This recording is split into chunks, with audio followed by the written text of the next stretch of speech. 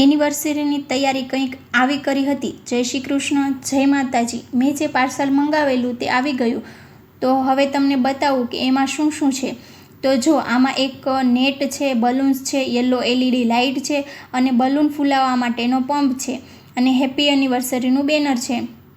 તો પહેલાં તો આ બેનરને આ પટ્ટીમાં પૂરાવવાનું હતું, તો એક પછી એક લઈને એમાં ગોઠવીને પોરવી દીધા ને પછી બેડની પાછળની સાઈડમાં પડદા પર લગાવી દીધું પરફેક્ટ ને પછી નેટનું ટેન્ટ જેવું ગોઠવી દીધું ને લાઇટિંગ લગાવી દીધી। પ્લગ નજીક નહોતો તો એ લાઇટ માટે પણ જુગાડ કરવો પડ્યો।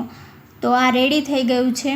બલૂન ફૂલાવાના હતા તો 3 કલરના બલૂન છે। પહેલાં રેડ કલરના ફૂલાવ્યા તો એક તો ફૂટી પણ ગયો, પછી યલો અને લાસ્ટમાં વ્હાઇટ કલરના ફૂલાવી દીધા।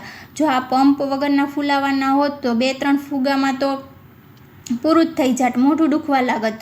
તો બધા ફૂલાવી દીધા ને હવે ઉપર દિવાલ પર લગાવવાના છે તો ટોય ટેપની મદદથી બધા લગાવી દીધા। થોડી નહીં પણ બહુ એવી ક્રિએટિવિટી કરી છે મેં। તો ફાઇનલ લુક મારી એનિવર્સરીનું ડેકોરેશન કરેલું।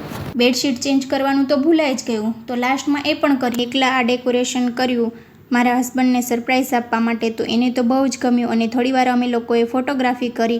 અને હા, આ ડેકોરેશન તમને કેવું લાગ્યું કમેન્ટ કરીને કહેજો અને લાઇક, શેર એન્ડ સબસ્ક્રાઈબ કરવાનું ભૂલતા નહીં।